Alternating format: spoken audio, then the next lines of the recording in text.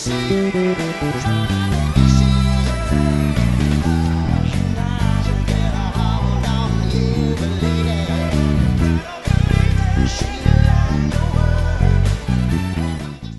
in today's lesson, I'm going to show you how to play that Nathan East bass lick. But I'm not just going to show you how to play this lick, because it's no point learning random licks if you can't incorporate them into your bass playing. So today I'm going to show you how to play the bass lick, and then I'm going to show you how you can incorporate bass licks like this one into your own playing. So if you stick around to the end of the video, you'll not only be able to play this bass lick, but you'll also be able to start creating your own bass licks just like this one. And if you're new to the channel, hey, welcome, I'm Jazz. I'm a bass player based in the UK and founder of thebassmastermind.com. And before I forget, I'll make sure to leave a link below this video so you can download the tab and notation for free. And there's some other cool stuff in there as well, talking about the harmony and the scales.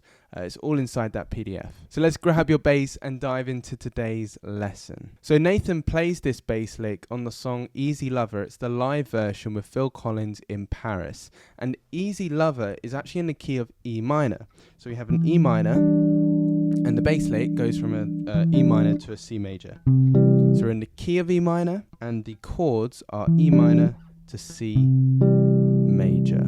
So the bass lick goes from E minor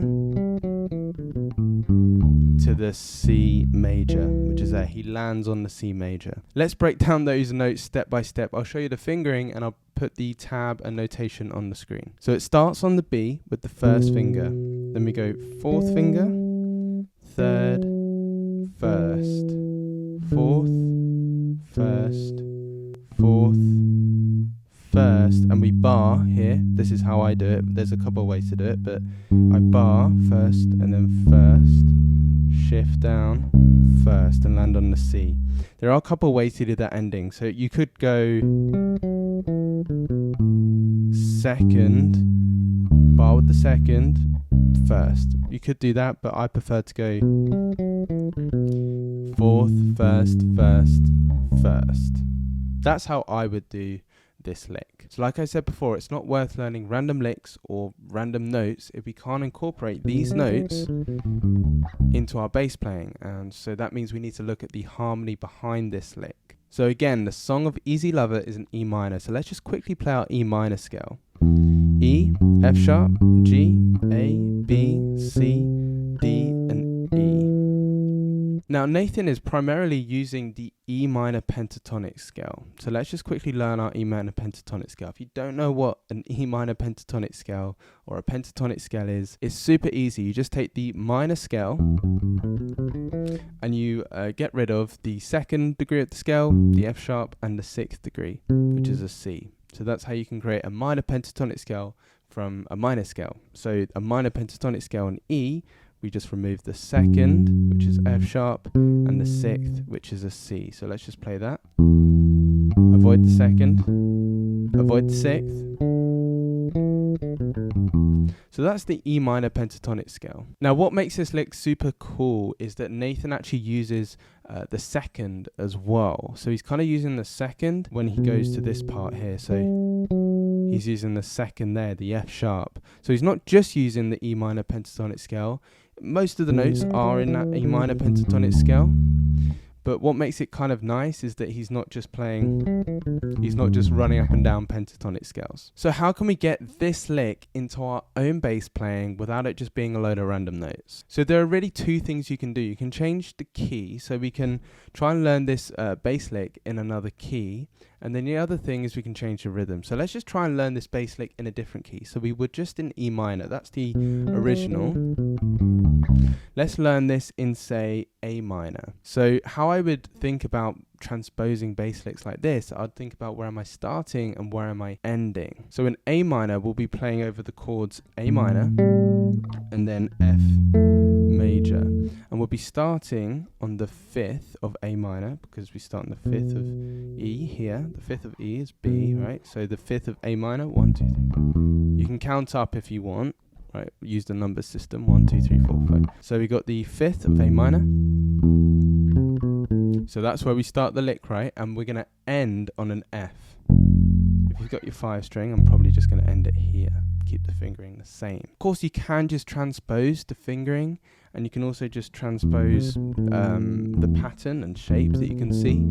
I would recommend trying to avoid that and actually learning what the notes are. But you could just use the number system. So you could go 5, 3, 2, 1, and then just work it out from the original, and then transpose it. And then let's just take one more key. Let's do it in B flat minor. So we start on the 5th. We go 3, 2, 1. And then we go down the pentatonic scale. And then we go bar with the 1. So I'm kind of thinking of it starting on the 5th, 3, 2, 1, down the pentatonic scale, land on F sharp. I know this sounds kind of crazy, but this is kind of how I think about lines. Even if I'm learning, like, say, like a really complicated bebop sax solo on bass, I think of it in as these sections. If there's a particular lick or part of the solo, I'd think about it as, okay, what is it using? What's the harmony behind it? Because it really helps. And then you're not thinking about every single note. You're just thinking about the chords and how it relates to the key of the song. And you're thinking about scales that you will already know if you check out one of my other videos about how I use the zigzag pentatonic scale to memorize the fingerboard. Maybe I'll put that in the description below. So the other thing you can do is change the rhythm, which is pretty cool, right? Because it starts on the end of 4, right? It goes 4 and 1, right? So that's where the lick starts, 4 and it also goes on to the end of 4. So if you go 1, 2, 3, 4 and. But we're going to change the rhythm, and this really helped me actually incorporate bass lines or bass licks like this one into my own playing. So instead of going on the and of 4, maybe we can play it 1, 2, 3. Something like that. Maybe start on 3. It doesn't have to be the exact same rhythm.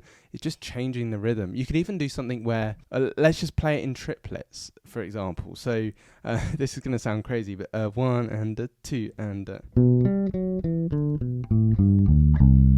These little things really help just internalize the Nathan East bass lick that we're trying to learn. Instead of just learning the bass lick once and then, okay, cool, that's done, I've learned it. Just trying to think of ways to internalize it, because if you just learn this bass lick without doing some of these exercises, it's never going to come out in your own bass playing. And that brings me on to actually creating bass licks like this one. So I've got a couple of tips to help you out when trying to create bass lines like this one. First of all though, if I really like a bass lick like this, I'll probably ask the question like, why do I like it?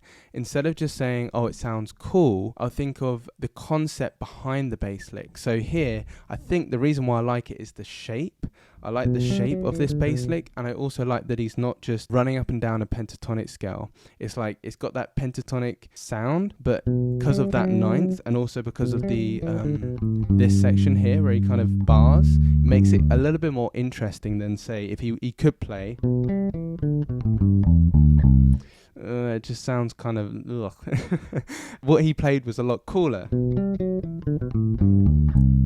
That sounds a lot better, right? And I think that's what stuck out to me, that it's kind of familiar. It's a pentatonic thing, but it's also got that little bit of spice with the second and that barring thing. So instead of just trying to memorize the notes, I'd actually just take the concept that I think he's thinking and then put that into my bass playing. So I could think, I really like the idea of the second and the barring. So maybe I could do something like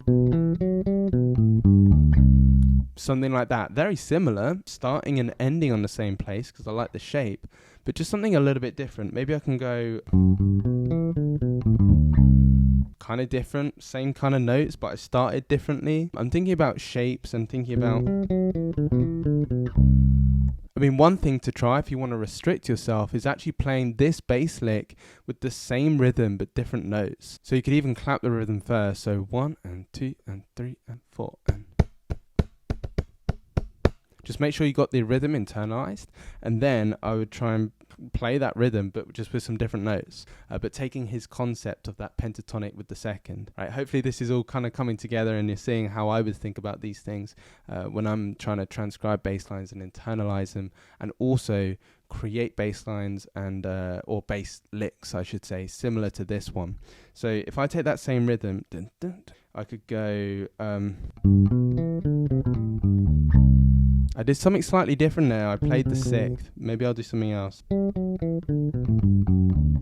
So you can see I'm like now just kind of expanding on what I've already learned from this bass lick, and I'm kind of taking his concept and then running with it. Learning bass licks like this one is awesome, but to be able to put them in different keys and also be able to create your own bass licks, you kind of need to know the notes on the fingerboard, right? So the video you can see on the screen now, which is here, is a video I recorded for you where I'll show you the 4 secrets to learning the entire fingerboard with some really cool exercises that I think will really help you. So click this video here and I'll see you inside the lesson.